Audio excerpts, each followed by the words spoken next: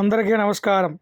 పశ్చిమ గోదావరి జిల్లా భీమవరం కొత్త బస్టాండ్ సమీపాన ఉన్న శ్రీ పార్వతీ సమేత బ్రహ్మసూత్ర సోమేశ్వర స్వామి దేవాలయం.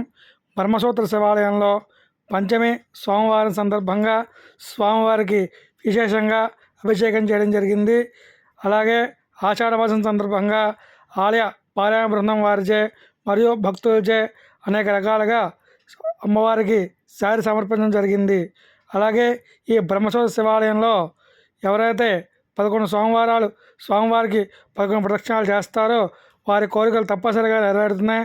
కావున భక్తులందరూ స్వామివారిని సందర్శించి తరించ ప్రార్థన. సర్వే జనా సుఖినో భవంతు, సమస్త సన్మంగళాని భవంతు.